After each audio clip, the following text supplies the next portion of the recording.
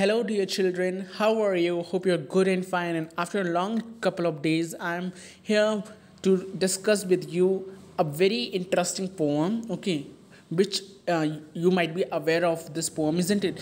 That is of ICSE class 9th and 10th treasure trove, poem number second, "The Cold Within" by James Patrick Kinney. Okay, so those toddlers who are in ninth class, they are must aware of this, they are not aware of this poem. Okay, but those are in 10th class, they must be aware of it. Okay, because they had already read it.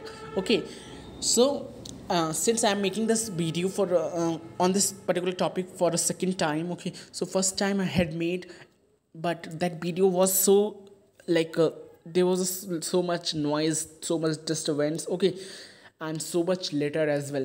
Okay, so yep, let's discuss another poem. Okay, so in this poem, this is the poem "The Cold Within" that is written by James Patrick Kinney. He is an American poet. Okay, so uh, let's discuss the this poem. Okay, so as you can see on your screen, we have uh, you as you can see the vibe of this poem, as you can see the vibe of this wallpaper. Okay, behind the text, that is the cold within. Okay, there's an ice. Okay, and in that ice, inside that ice, there is roses. Okay, there are roses.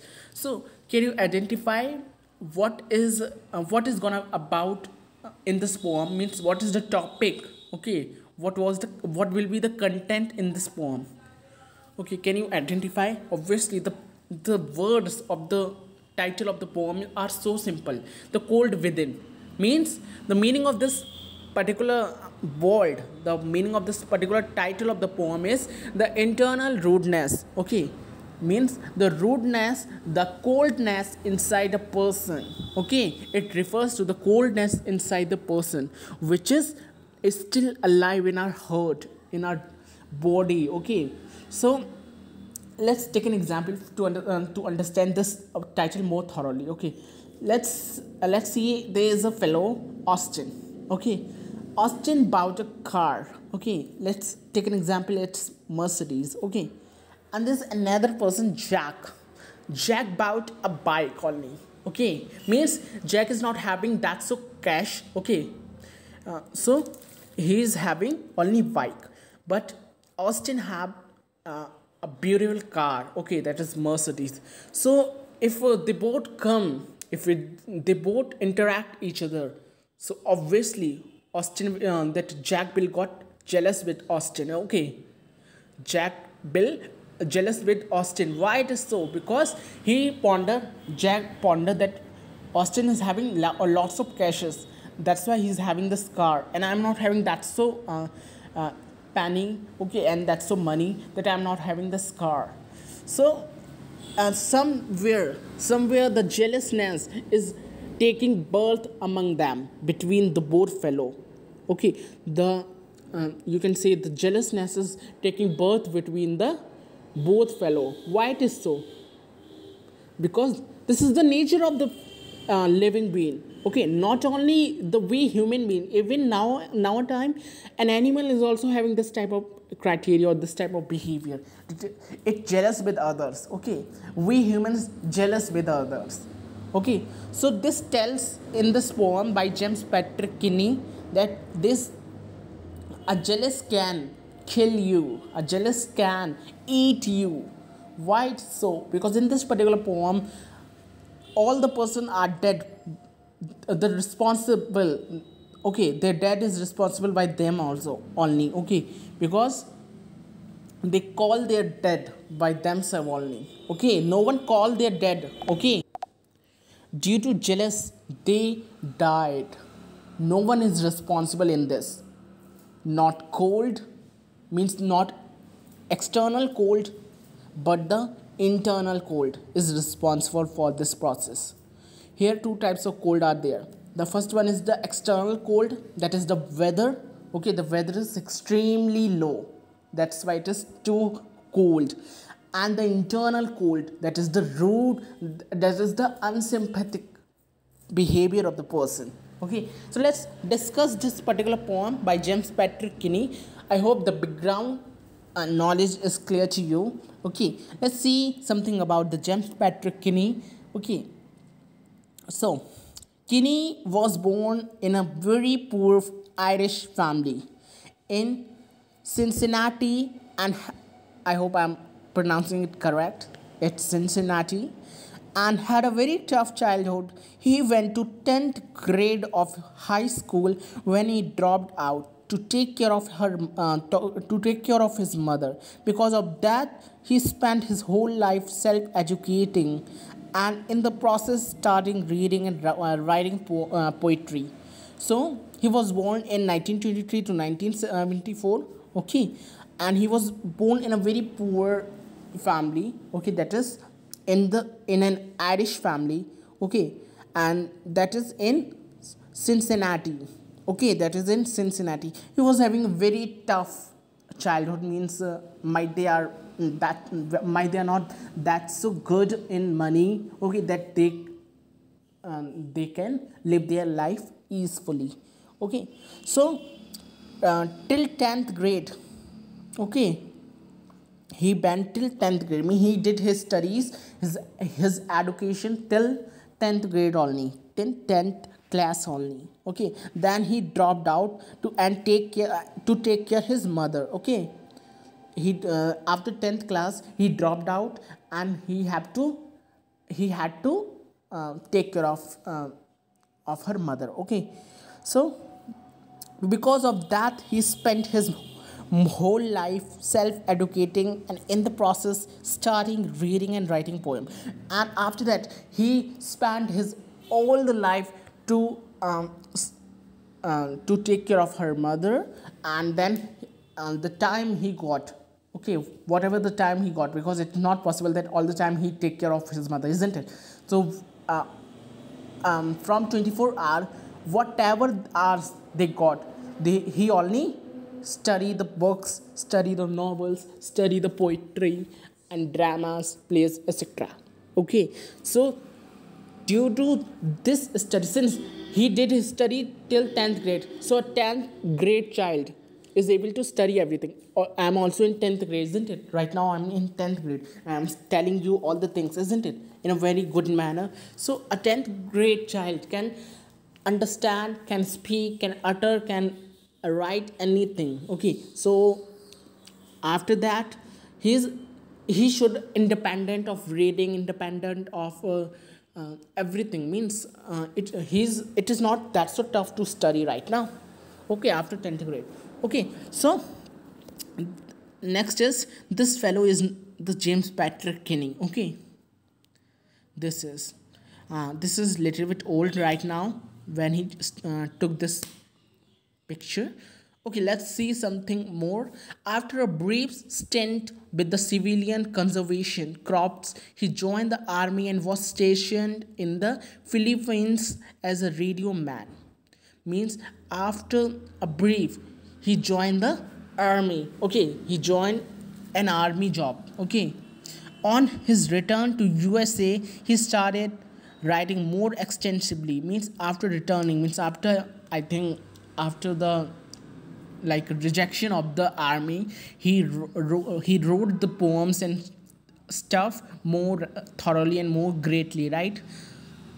Apart from The Cold Within, which is his best known piece, he wrote a number of poems that were published in different magazines. Okay, means The Cold Within, which I'm going to tell you right now, it is one of the best poem of James. Okay, and some more are there that are of a rejected poem of life sad moment. I can't change you, this dream bemishing, tomorrow's another day, never alone, and what is success. These are all the stuff of some other stuff of James. Okay, now let's start our life with a quote, with a beautiful quote, that is, if you have ever fallen down and lost your spark, get back up as the whole damn fire. It is saying, अगर I'm telling you in Hindi, okay, अगर आप गिर गए हैं, means if you faced the problems, the dilemmas, so और आप उसकी वजह से आप गिर गए हैं, तो आपको दोबारा बहुत ही ताकत से उठना चाहिए और ऐसे उठना चाहिए कि मतलब पूरे संसार को हिला दें। मीन्स हिलाने का मतलब ये नहीं, हिला ही दें बिल्कुल, मतलब कुछ ऐसा करना चाहिए जिससे प्राउड हो हमारी फैमिली पे। Okay, so like you can see this eagle, firstly it got some means it got some hurt in its wing or something else. Okay, then it fallen down. Then when it refly in the sky, so it tried to fly more thoroughly, more forcefully. Okay, so that's why it is telling, means don't like fed up. Okay, हार नहीं माननी है, हार मान जाएंगे तो you can't do anything. Okay, अगर हार मान जाएंगे, you have to wake up and you have to run another race. Okay, so this it is the thing. I hope this is clear to you. Now let's move on to our story. Okay, let's move on to our this beautiful poem. Okay, so whatever I told you, this is very precious. Okay, it is very crucial. So let's see the poem. Okay, so I hope today there's no so much crowd. Okay, let's move on to our story, to our poem. Sorry. So, 6 humans trapped by happenstance in bleak and bitter cold. Each one possessed a stick of wood, or so the story is told. Okay, what happened? Let me tell you one by one all the stanzas. There are 6 fellows. 6 इंसान हैं. Okay, 6 इंसान हैं जो by chance stuck हो जाते हैं. Trap का meaning TRAPPD, trap का मीनिंग है स्टक होना, फंस जाना. ठीक है, बाई हैपेंस्टेंस, हैपेंस्टेंस का मीनिंग है चांस. ठीक है, by chance 6 human beings stuck हो जाते हैं कहीं पे.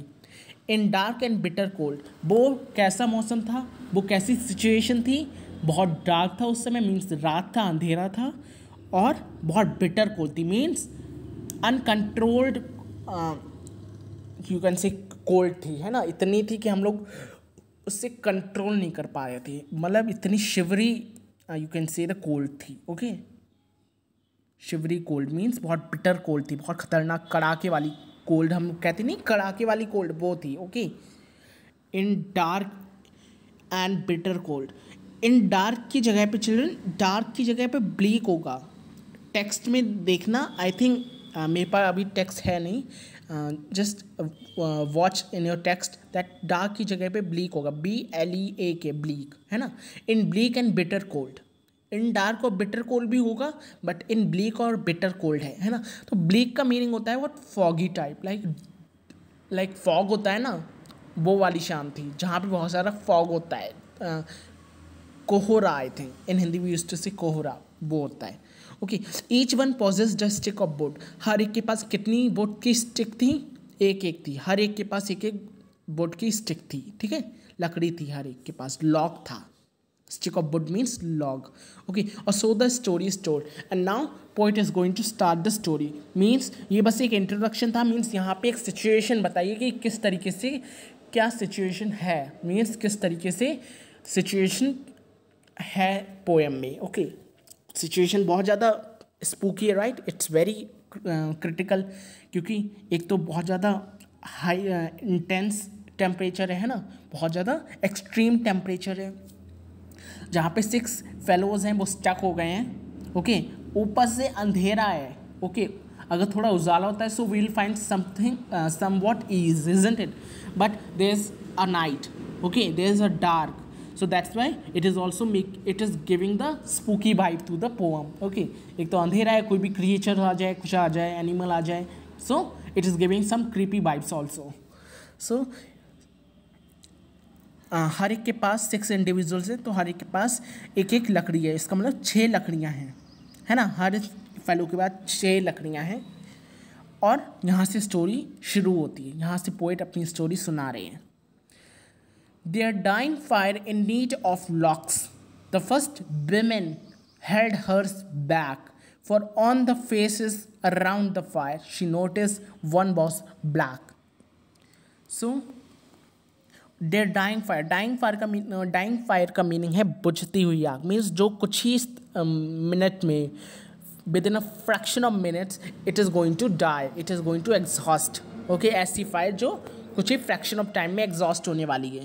ओके गाइस, तो उस आग को लॉक्स की ज़रूरत थी। लॉक्स इम्पॉर्टेंट थी उसे जलने रखने के लिए। ओके, क्योंकि ऑब्वियसली जब तक लॉक्स नहीं होंगी, लकड़ियाँ नहीं होंगी तो आग नहीं जलेगी। ओके, तो लॉक्स इम्पॉर्टेंट हैं आग को लाइव रखने के लिए।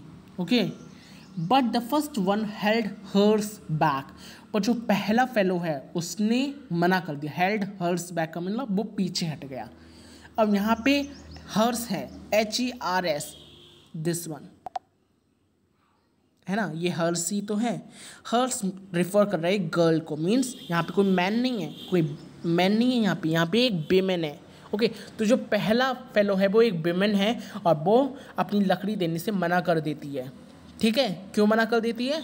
क्योंकि पहले तो वो, क्योंकि ऑब्वियसली जहाँ पे फायर जल रही होती है वहाँ पे एक सर्कल बना के जो पीपल्स होते हैं वो बैठते हैं। ओके, सर्कल्स बना के पीपल बैठते हैं और बीच में जो है वो फायर बर्न हो रही होती है।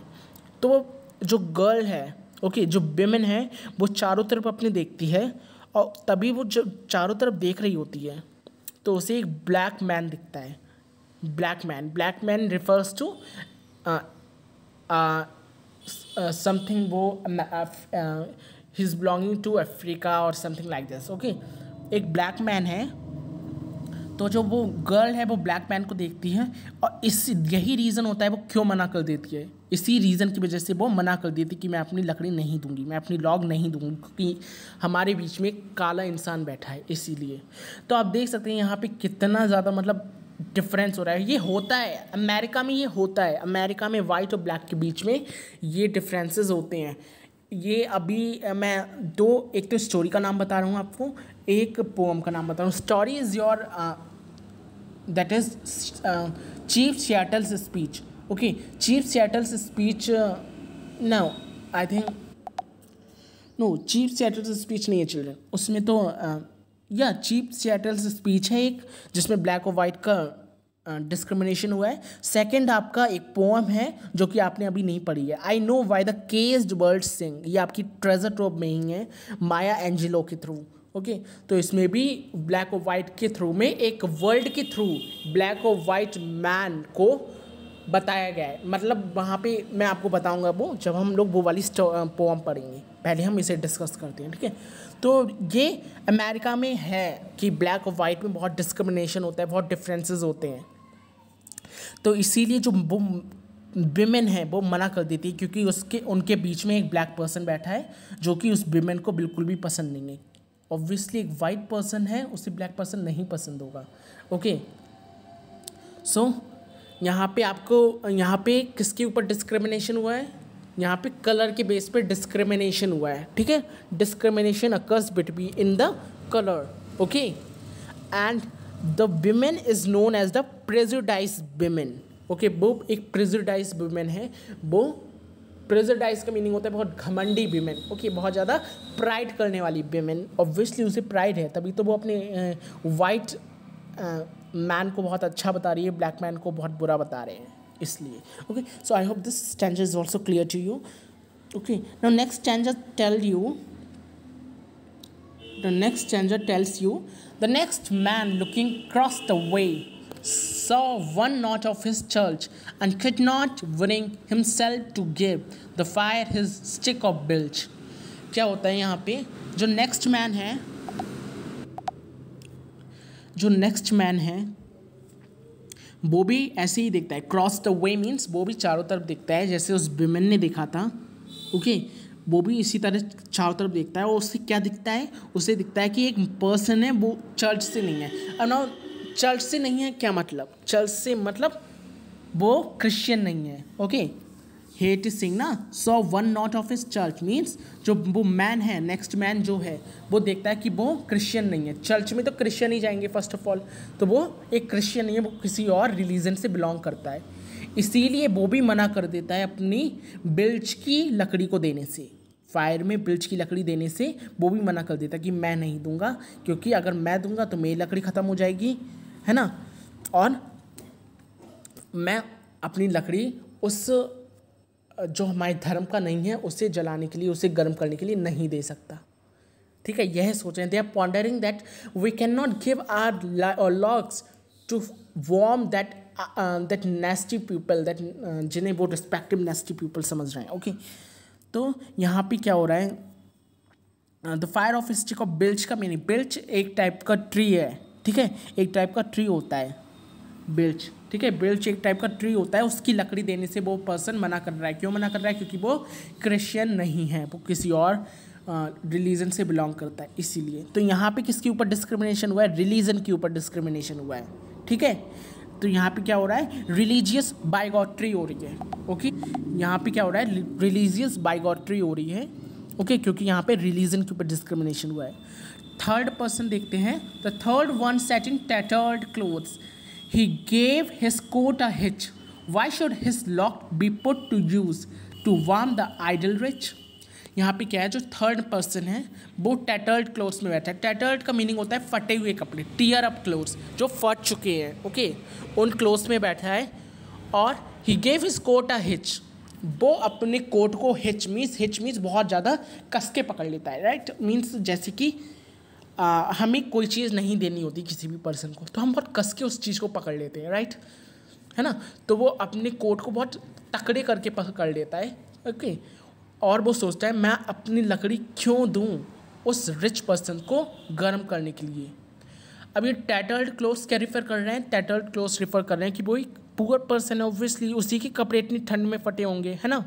तो वो एक गरीब इंसान है, तो वो कह रहा है कि मैं अपनी लकड़ी क्यों दूं उस अमीर को गर्म करने के लिए, उसके पास जो इतना सारा धन है ना, और हमारे पास कुछ नहीं है, हम गरीब हैं, इसलिए मैं क्यों दूं। तो यहाँ पे सब कुछ क्या हो रहा है? यहाँ पे जेलस हो रहे हैं सब एक दूसरे से, है ना, एक दूसरे के ऑक्यूपेशन से, एक दूसरे की लाइक लाइफ स्टाइल से वो लोग जेलस फील कर रहे हैं। Okay, they got envious, okay, envious, sorry, they are having the feeling of envious. Okay, so there is a quote from my side, okay, मेरी तरफ से एक quote है, feeling envious to others will not give you ease। ये मैंने खुद बनाया था, ओके, मतलब दूसरों से जलन करना, दूसरों से ईर्ष्या करना आपको कभी आराम नहीं देगा। अगर आप दूसरों से ईर्ष्या करते हैं आपको कभी आराम नहीं मिलेगा। Okay, so feeling envious to others will not give you ease। Okay, कभी आपको चैन नहीं देगा वो। तो ये मैंने खुद बनाया था। Tell me in the comment section how it was the coat. Okay, so yeah let's move on to our story. हाँ, so the rich man just sat back, yeah the third one, yep, this happened. Now the rich man just sat back and thought of, एक minute children, just wait, मैं दोबारा यहाँ से पढ़ रहा हूँ, ठीक है, I forgot. The third one sat in tattered clothes, he gave his coat a hitch, why should his lock to be put to use to warm the idle rich। Okay, तो थर्ड मैन है वो गरीब है, गरीब क्यों? क्योंकि वो फटे हुए कपड़ों में बैठा है, इतनी ठंड में कोई इंसान फटे हुए कपड़ों में नहीं बैठेगा, ठीक है, और वो अपने कोट को कस के पकड़ लेता है बहुत ज़्यादा, और सोचता है कि मैं अपनी लकड़ी क्यों दूँ, क्यों अपनी लकड़ी आग में लगाऊँ इस मक्कार, इस नेस्टी रिच मैन को गर्म करने के लिए। इन लोगों के पास इतना धन होता है, क्या ये लोग हमें धन देते हैं? है ना, इन रिच मैन्स के पास इतना सारा धन होता है, क्या ये लोग हम लोगों को पैसे देते हैं? तो मैं अपनी लकड़ी इसे गर्म करने के लिए क्यों दूँ? Okay, and that fire is going to be exhausted, okay, that fire is going to exhausted within a fraction of time, but they are not bothering at all। okay, so next है, अब now rich man की बारी आती है, ठीक है। अभी तो the cold that poor man बोल रहे थे, है ना, कि मैं अपनी लकड़ी क्यों दूँ उस मक्कार नेस्टी रिच मैन को गर्म करने के लिए। ओके, अब रिच मैन कहते हैं, the rich man just sat back and thought of the wealth he had in store and how to keep what he had earn from the lazy shiftless poor. Rich man कहता है, rich man जो है वो पीछे बैठ के सोचता है कि अभी तक जितनी मैंने कैशेस, जितने भी मैंने रुपए इकट्ठे किए हैं, ओके, जितना ही मैंने अभी तक कमाया है वेल्थ, ओके, वो मैं लेज़ी शिफ्टलेस पुअर को क्यों दूँ? वो मैं मक्कार जो लेज़ी है, जो कोई काम नहीं करता, अगर कोई काम करता तो वो लेज़ी, तो वो पुअर रहता। खुद ही सोचो, पुअर पर्सन पुअर क्यों है? क्योंकि वो बहुत लेज़ी है ना, वो कोई काम नहीं करता। Might they are having some other reasons as well, but most probably the reason will be because they are lazy, that's why they are poor, right? अगर वो थोड़ी मेहनत करते, थोड़ी कुछ अच्छा करते, तो वो इतने पुअर नहीं रहते, राइट? तो वो इसीलिए कह रहा है कि ये इस पुअर लेज़ी शिफ्टलेस को मैं अपनी लकड़ी क्यों दूँ? वो इस समय अपनी लकड़ी को क्या समझ रहा है? अपनी जितनी भी दौलत है, क्योंकि अगर उसने लकड़ी दे दी पुअर मैन को तो उसके पास कुछ नहीं रहेगा। समझना बात, क्यों नहीं लकड़ी दे रहे हैं एक दूसरे को? इसलिए नहीं दे रहे हैं क्योंकि अगर उन्होंने अपनी लकड़ी दे दी आग में, जब उन्हें ज़रूरत पड़ी तो वो लोग मना कर सकते हैं, और उसने मना कर सकते हैं तो वो मर सकते हैं, है ना? तो इसलिए वो एक दूसरे को अपनी लकड़ी नहीं दे रहे हैं, ओके। तो यहाँ पे क्या हो रहा है? अच्छा चिल्ड्रन, हाँ, जो third one satin tattered cloth है, ये वाला, इस पे किसके ऊपर डिस्क्रिमिनेशन हुआ है? इस पे हुआ है फाइनेंशियल रिच के ऊपर, ठीक है, फाइनेंशियल रिच के ऊपर। Hater towards rich means rich man के प्रति घृणा, उसके प्रति ईर्ष्या है, ठीक है। और जो rich man just set back and thought, ये वाला है, ये है हमारा safeguarding if from the poor, okay. वो सेफ गार्ड कर रहे हैं, मतलब अपने उसको लॉक को बचा रहे हैं उस पुअर से। कौन? Rich person, okay. इसमें फाइनेंशियल रिच के ऊपर डिस्क्रिमिनेशन हुआ है, okay. So I hope till here it is there will be no doubt, okay, क्योंकि मुझे लगता है मैंने बहुत अच्छे से समझाया, तो आपको कोई डाउट नहीं होना चाहिए। After that we are having a lot of question answers, okay. Now next है the black man's face bespoke revenge, and as the fire passed from his side, for all he saw in his stick of wood was a chance to spite the white. अब जो black man होता है, ठीक है, जैसे जो black man था पहले, उसका जो उसके मन में अब क्या हो जाता है? रिवेंज भर जाता है। रिवेंज मतलब बदला भर जाता है, किसके थ्रू? वाइट मैन के थ्रू, ओके। वाइट मैन के लिए उस ब्लैक मैन के मन में बदला भर जाता है। क्यों भर जाता है?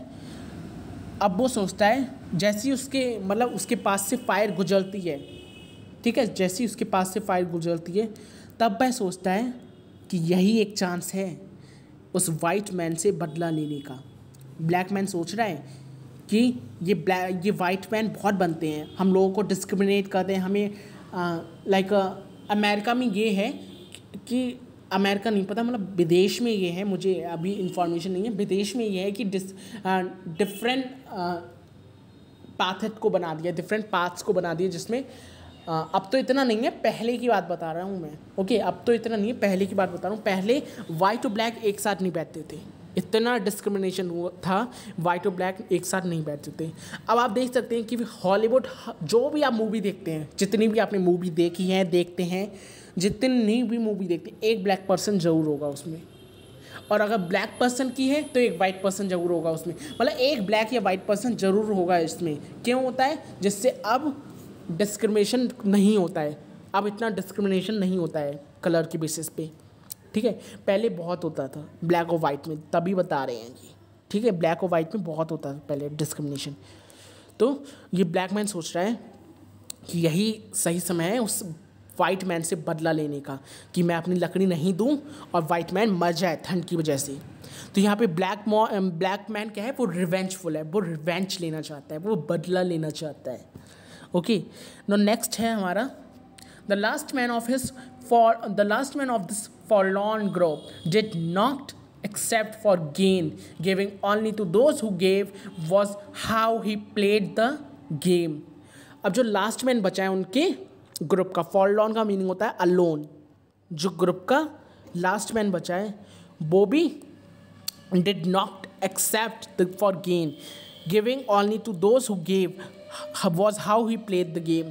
भाई ये सोचता है जो लास्ट मैन है, तो वो जो लास्ट मैन एक बिजनेसमैन है, ठीक है, एक बिजनेसमैन है, और वो यही सोचता है कि मैं अपने रिसोर्सेज दे दूंगा, रिसोर्सेज मतलब मैं अगर अपनी लकड़ी दे दूंगा तो क्या ये लोग भी मुझे कुछ बेनिफिट करेंगे, क्या ये लोग भी मुझे कुछ गेन मतलब कुछ मुझे प्राप्त होगा इससे।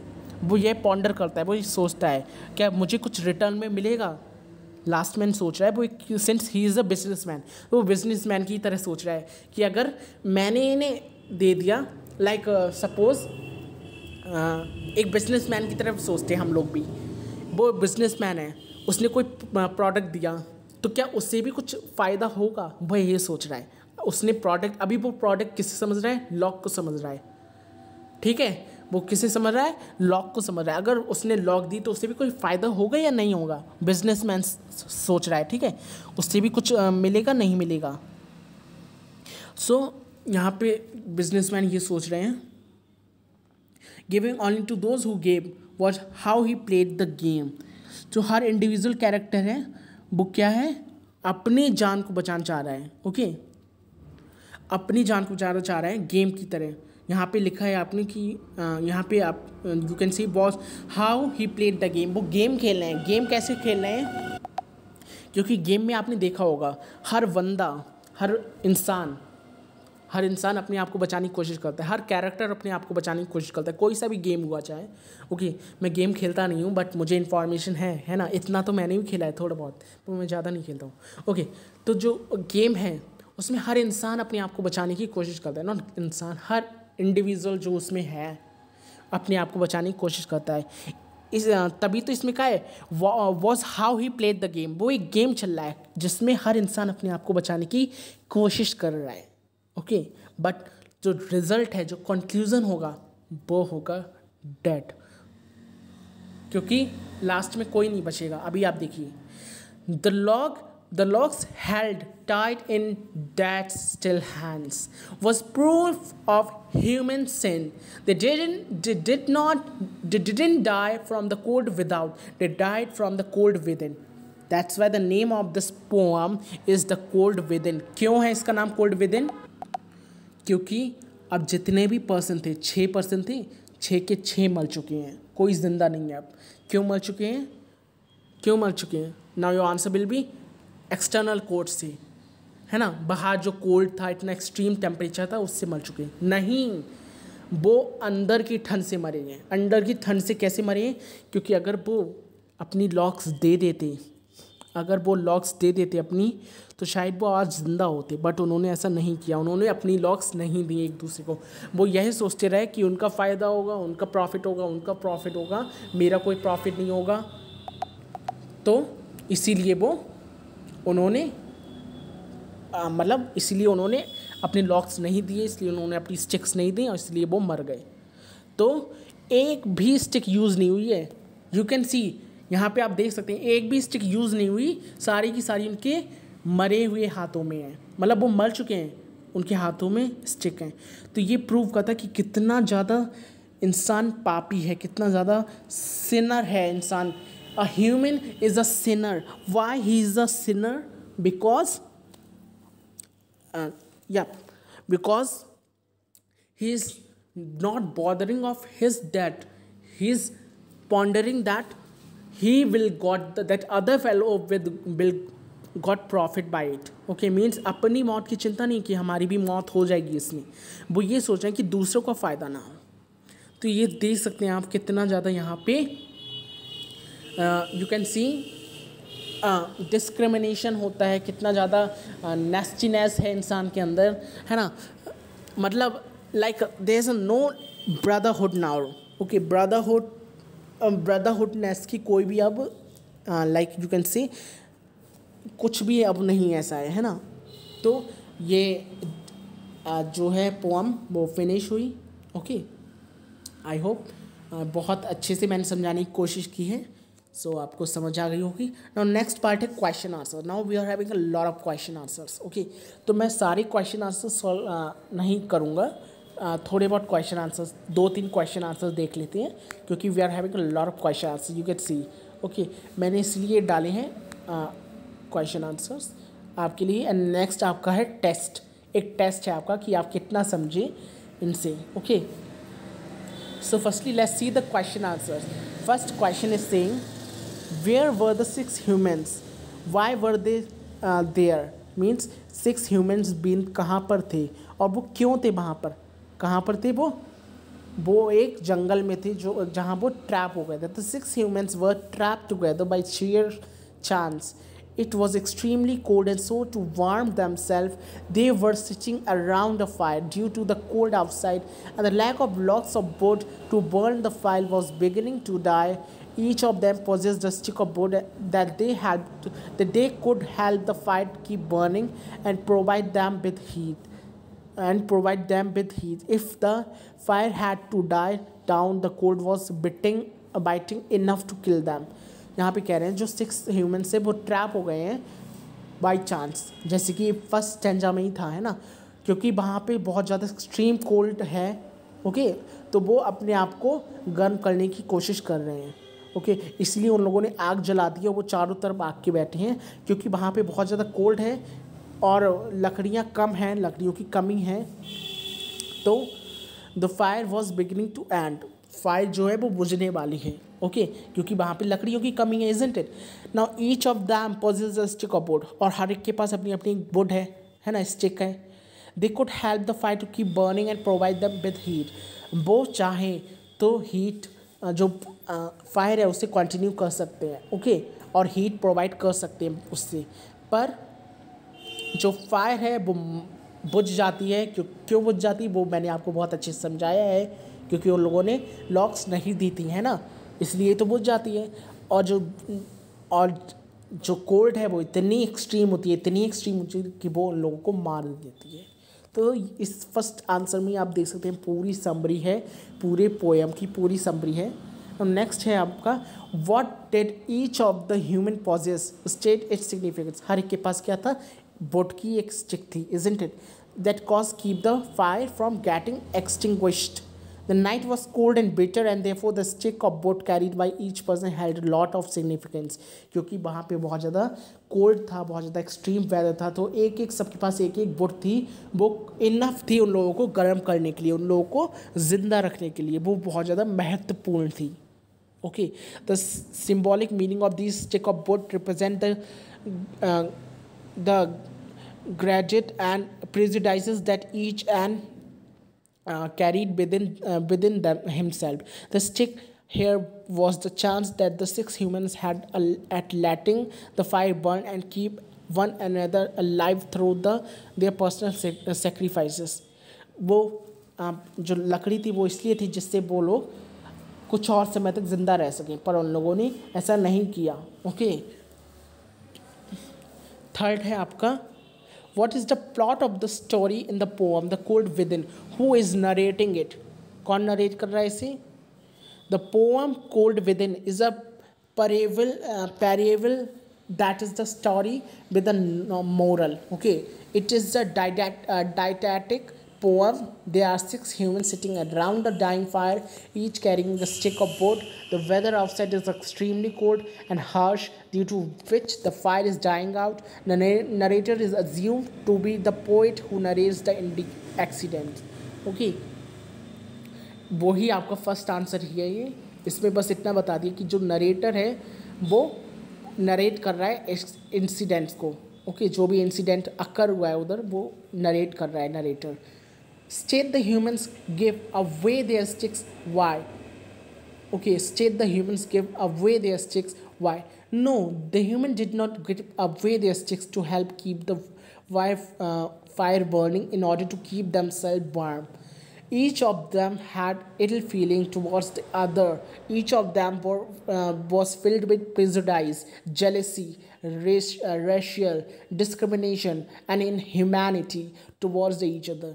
क्या बोल रहे हैं यहाँ पे बोल रहे हैं कि हर इंसान के अंदर कौन कौन से गुण थे. कोई अच्छा गुण नहीं था किसी के पास. My thought is not working properly. कोई अच्छा गुण किसी के पास नहीं था, सबके पास jealousy, prejudice, racial discrimination, humanity, सब ये उनके अंदर स्टफ्ड आउट थे, सब कुछ भरा हुआ था. ओके, तो इसलिए वो मारे गए. किस लिए मारे गए? सेल्फिशनेस की वजह से. ओके, नेक्स्ट है हमारा explain the line 6 humans trapped by happenstance. ये 6 human trap by happenstance means जो 6 पर्सन है वो बाई चांस स्टक हो गए हैं, okay, chancely, by chancely, okay, को एक्सीडेंटली, ओके। एक्सट्रैक्ट 2 है आपका, no how many questions you are having, okay, let's see that them also. Extract 2 है कि आपका what does the term dying fire means, how many men does the poet refers to। Dying fire का meaning है fire है जो बुझने वाली है, ओके, क्योंकि वहाँ का जो वेदर था वो बहुत ज़्यादा हार्श था, कोल्ड था, इसकी वजह से जो इसकी वजह से जो फायर थी वो बुझने वाली थी। और कहीं ना कहीं एक रीज़न और था, लैक ऑफ लॉक्स की कमी, इसकी वजह से और फायर जो है वो एक्सटिंग्विश होने वाली थी, एग्जॉस्ट होने वाली थी। और यहाँ वहाँ पे कितने लोग बैठे हैं, 6 पर्सन बैठे हैं, 6 फेलो बैठे हैं, ओके।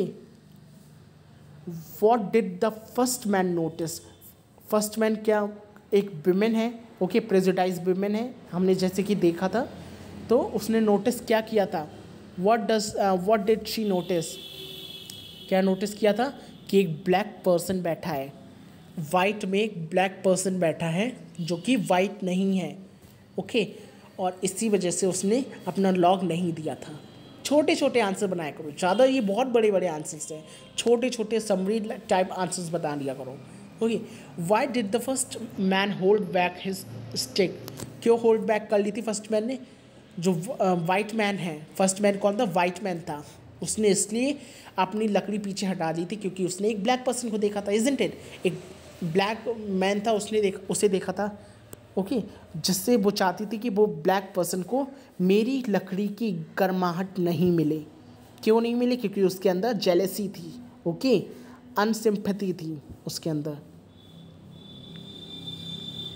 नेक्स्ट है आपका, what kind of prejudice did he have in this mind, during those time radical racial discrimination was at its peak. The white people would ill treat the black person, and in turn the blacks would hates whites. This discrimination was purely based on color. किसके ऊपर discrimination था, colour के ऊपर, black और white के ऊपर, okay. Racial means races के ऊपर, रेस मतलब जो हमारे सेक्स होते हैं, जो हमारा कलर होता है कॉम्प्लेक्शन के ऊपर, है ना। Due to this discrimination, the white man sitting around the fire did not save the black man. इसीलिए black man को white man ने नहीं बचाया, and इसीलिए उसने अपनी स्टिक नहीं दी। सिंपल आंसर, राइट, बहुत ईजी आंसर्स है इसके, अगर आपने अच्छे से समझी है पोएम को, you can do each and every answer of each and every question, okay. Now explain the phase held his back, okay. इस लाइन का मीनिंग है जो स्टिक है, वुड की जो स्टिक है, ओके, जो फर्स्ट मैन है वो ग्रेडली सेल्फिशली पीछे कर लेता है, ठीक है, मतलब अपने बैक की तरफ, अपनी कमर की तरफ रख लेता है, ठीक है।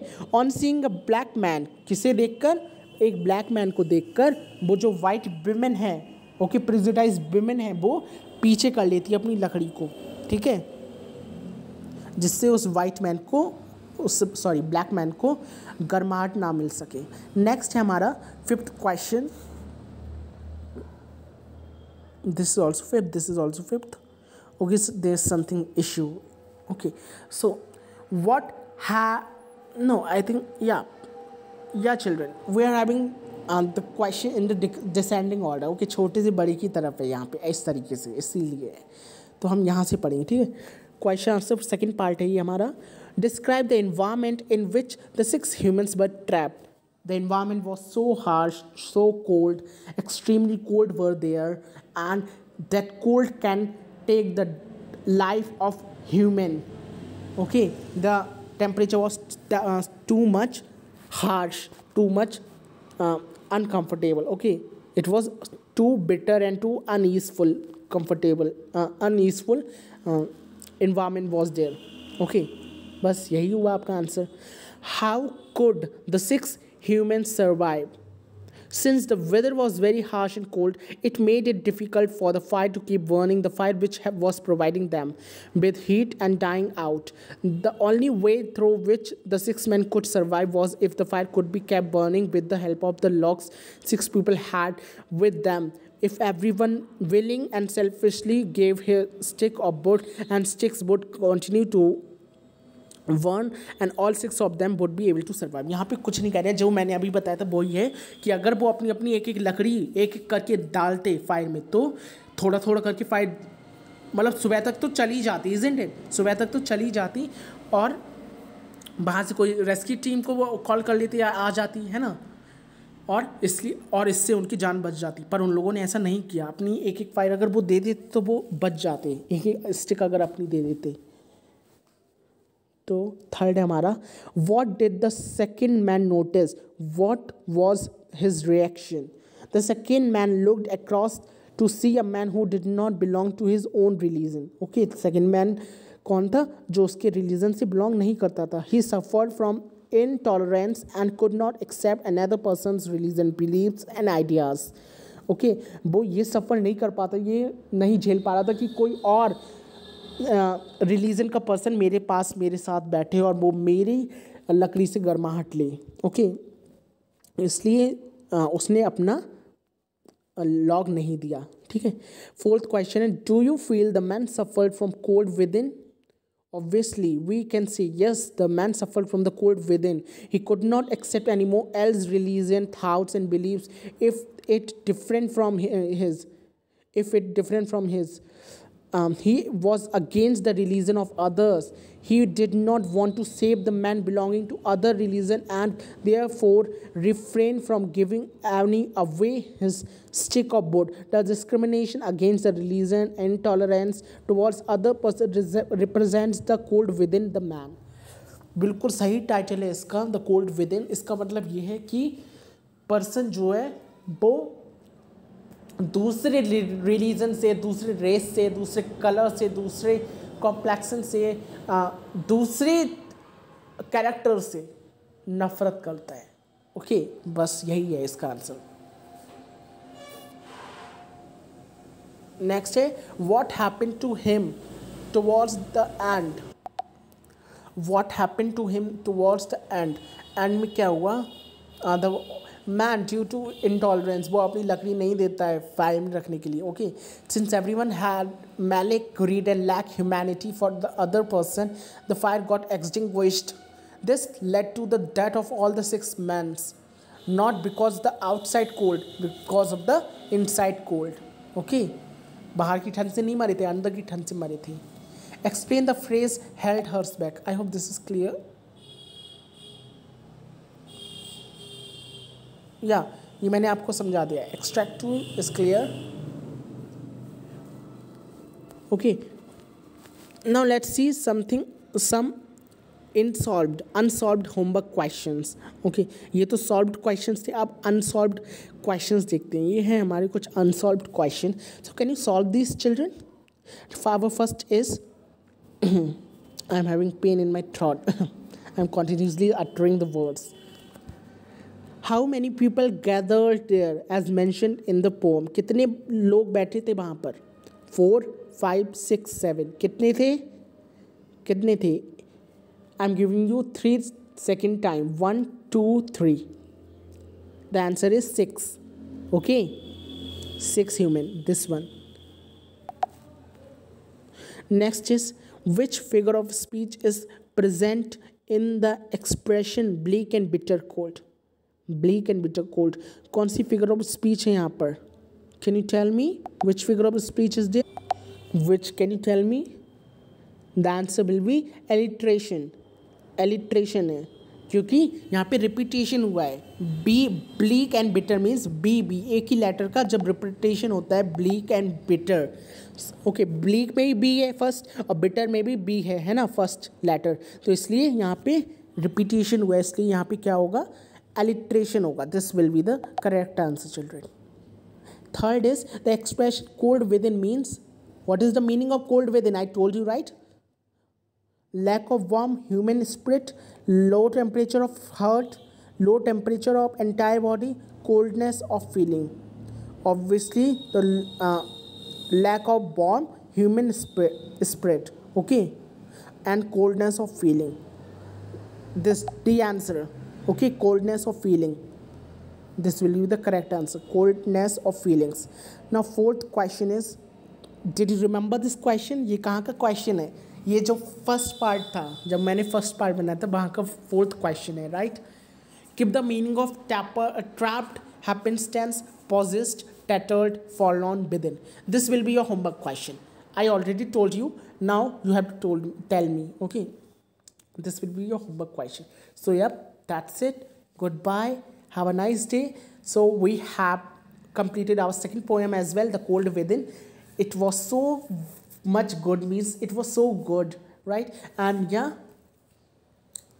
we have see some question as well, some solved questions, some unsolved multiple choice questions. Okay, introduction of poet and everything we saw in very good manner. So my work is finished now. Okay, now you are having your work. You have to give this video a big thumbs up, right? And subscribe my channel if you didn't do it yet. Okay, smash on the bell icon as well. That's it. Bye bye. Stay tuned for more videos. Bye guys. Please, please, please, I beg you. Okay, like the video, because like are so less. So yeah, that's it. Bye bye. Stay tuned for more videos. Bye guys.